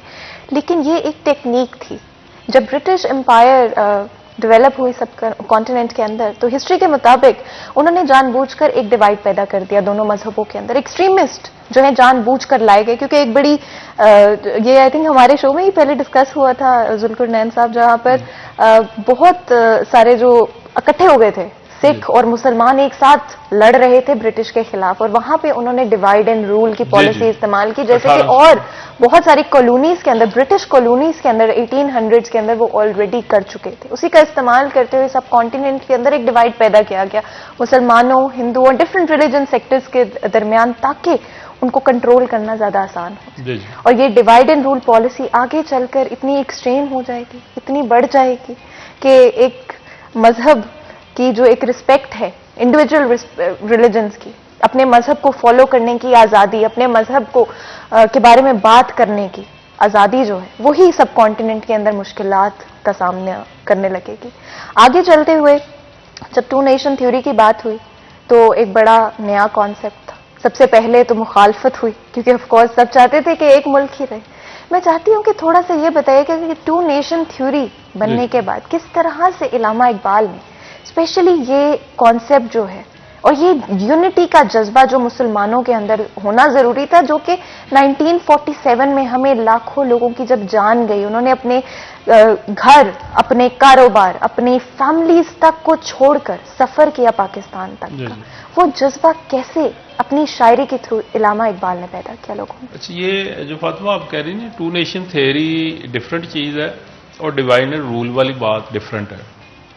डिवाइड एंड रूल तो यही है ना, जिसने हुकूमत करनी है वो लोगों को यूनिटी नहीं रहने देगा। तो अंग्रेज़ ने तो हमारी सियासत में भी डिवाइड किया, मज़हब में भी किया, वो अलहदा बात है। जो टू नेशन थ्योरी है वो बेसिकली वो ये है, ये 1867 में 1867 में बनारस में पहला जो इसका वाजे है। लेकिन कायदे-ए-आज़म ने तो फरमाया था कि पाकिस्तान तो उसी दिन बन गया था जब हिंदुस्तान में पहले मुसलमान ने इस्लाम कबूल किया था।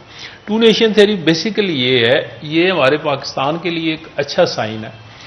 वो सर सैयद अहमद ख़ान पहले इसके जो कॉइन करना है ना, किसी इस्तिलाह को जो बनाता है, फाउंडर कह लें या कॉइन करने वाला, तो उन्होंने ये फरमाया था कि हिंदुओं का ये जहन था, पूरी दुनिया को, अखबार भी उनके थे जो उस जमाने में, मीडिया था, कि हिंदुस्तान में एक ही कौम है। अब कायदे-ए-आज़म की आप स्पीचेज उठा के देखेंगे तो 10 करोड़ मुसलमानों का जिक्र है हिंदुस्तान में, 10 करोड़ मुसलमान। तो पहली दफ़ा उन्होंने बनारस में जब उर्दू की जगह हिंदी को दफ्तरी या अदालती ज़ुबान करार देने के लिए ये फसाद किया, तब सर सैयद अहमद ख़ान ने फर्स्ट टाइम 1867 बनारस, तो उन्होंने कहा कि अब जो जिंदा रहेगा वो देखेगा कि ये दोनों कौमें इकट्ठी नहीं चल सकेंगी। यानी कि ये ब्रिटिश एम्पायर से पहले से ये चल रहा था कि दो मजहब इकट्ठे नहीं हो सकते, दो कौमों की बात कही है। और फिर जब इकबाल तक ये बात आई है, कायदे-ए-आज़म तक बात आई है, तो वो बड़ी एक समझने वाली बात है कि पहले आप अपना वजूद मनवाएंगे, अपने आप को एक कौम तस्लीम करेंगे, तो फिर कौम के लिए वतन का डिमांड करेंगे। तो हिंदू हर जगह ये कहते थे कि यहां कुव्वतें या ताकतें दो हैं, एक अंग्रेज और हिंदू, और कौम एक ही है। उसका सीधा सीधा मतलब यह था कि जब वो वाइंड अप करेंगे, अंग्रेज जाएंगे, तो पीछे सारा कुछ किसका होगा? हिंदू का होगा। डोमिनेंस अपनी दिखाना जी जी अपनी। और हर मौके पे इकबाल ने और कायदे आजम ने यह कहा कि दो कौमें आबाद हैं। ये बेसिकली दो कौमी नजरिया पहले है, उसके बाद नजरिया पाकिस्तान है। अगर दो कौमें हैं, मुसलमान एक कौम है, तो फिर उस कौम को वतन भी चाहिए। वो बाद में फिर नजरिया पाकिस्तान बना। तो ये उस पर्सपेक्टिव में है कि हिंदुस्तान में दो कौमें आबाद। बिल्कुल जी। और ये बात आज देखें तो साबित हो चुकी है। बेशक जो उस वक्त हमारे लीडर्स ने देख लिया था, वो आज लोग कबूल करते हैं कि अगर उस वक्त उन्होंने ये चीज ना रियलाइज की होती तो शायद आज हम पाकिस्तान को अपना घर ना कह पाते। तो जी मजीद भी गुफ्तगू करेंगे इसी हवाले से, बहुत सारी बातचीत होगी, लेकिन छोटा सा ब्रेक लेना पड़ेगा। ब्रेक के बाद हाजिर होते, कहीं मत जाइएगा, हमारे साथ रहिएगा।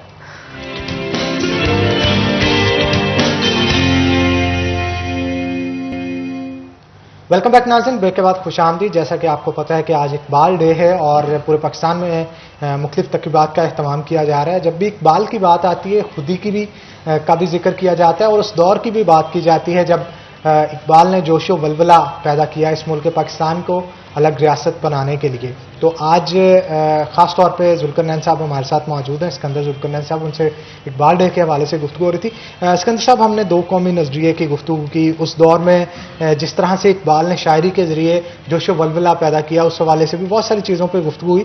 लेकिन इकबाल ज़ाती हैसियत में घर में किस तरह के शख्स थे? वो अपनी मिसेस के साथ, अपने बच्चों के साथ कैसे थे? घर में किस तरह की ज़िंदगी गुजारते थे?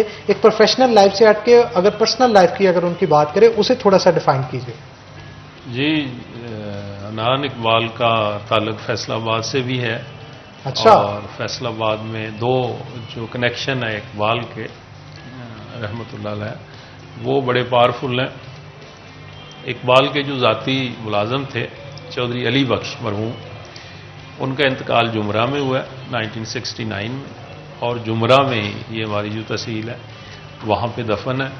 और जो उनकी ज़ाती ज़िंदगी अली बख्श चौधरी से ज़्यादा तो कोई नहीं जानता था। और दूसरा ताल्लुक़ इकबाल का फैसलाबाद से है।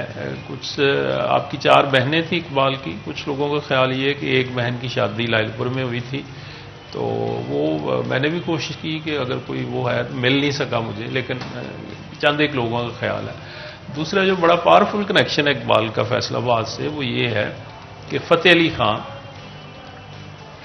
नुसरत के वालिद और राहत फ़तेह अली के दादाजी, उनको इकबाल ने अपनी ज़ुबान से ट्रिब्यूट पेश किया है कि मेरी जो शायरी थी ना, वो स्कूलों, कॉलेजों, यूनिवर्सिटियों तक महदूद थी। अरे क्या बात है! ये वैसे आपने हमारे नॉलेज में इजाफा किया है, ये बता के।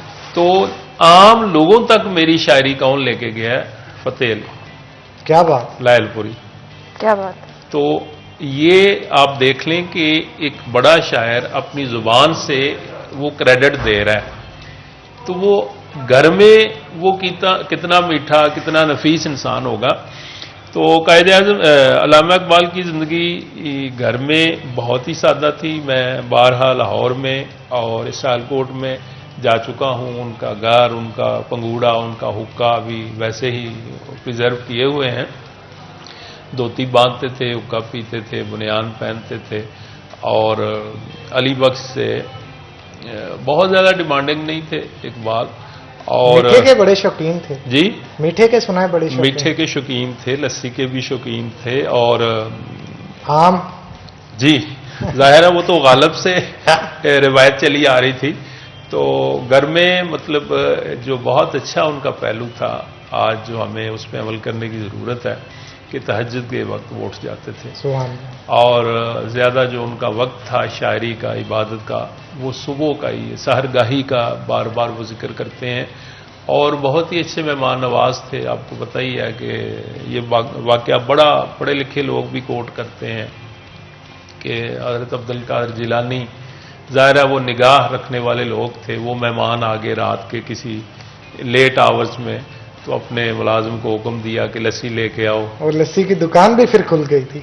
जी, ये सारी वो बातें हैं तो जो उनका प्यार था इंसानियत के लिए, जब ये जावेद इकबाल पैदा हुए तो उन्होंने पंजाबी नज़म लिखी है प्यारा जेदी अपने बेटे के लिए, और बाबा बकरी वाला, ये पंजाबी 2-3 नज़में भी हैं, और ख़ास तौर पर जब बेटा पैदा हुआ उसकी पैदाइश के ऊपर।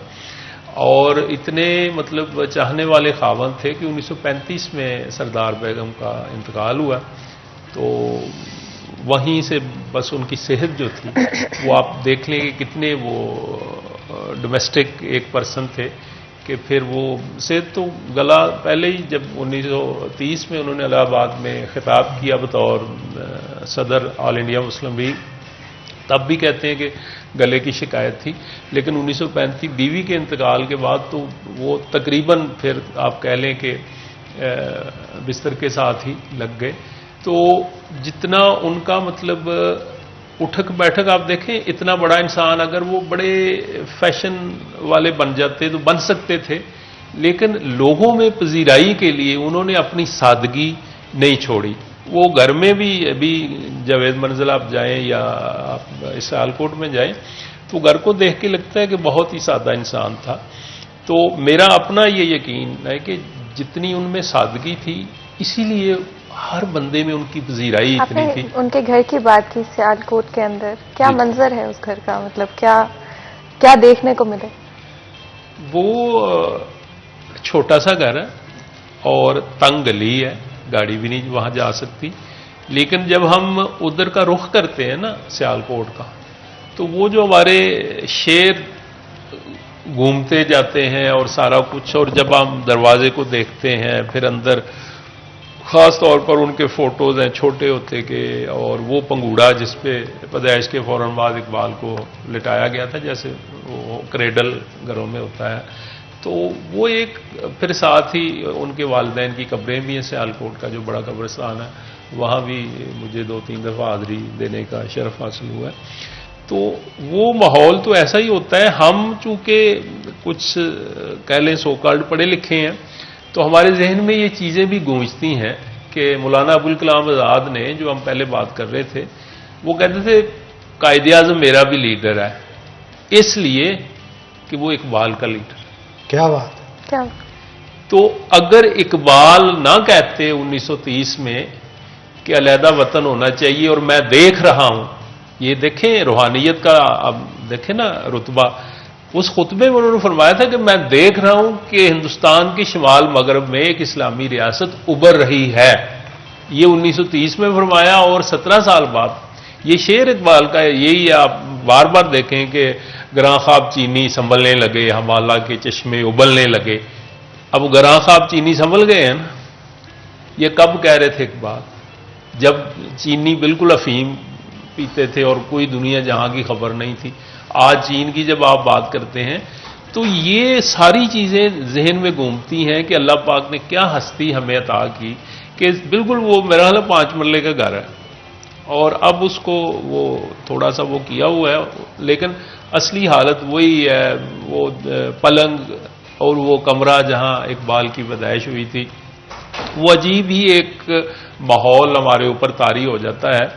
और ये भी साथ साथ हमें सोचना चाहिए, मुझे तो ये सोच यकीनन आई जब भी मैं गया हूँ, कि हम बड़ी अकीदत तो ठीक है, लेकिन उस मैसेज को भी गौर करें कि इकबाल क्या कह रहा था। मतलब वैसे इससे इस चीज का भी अंदाजा लगाया जा सकता है कि अगर इंसान के अंदर टैलेंट मौजूद है तो वो चाहे कहीं पे भी मौजूद है।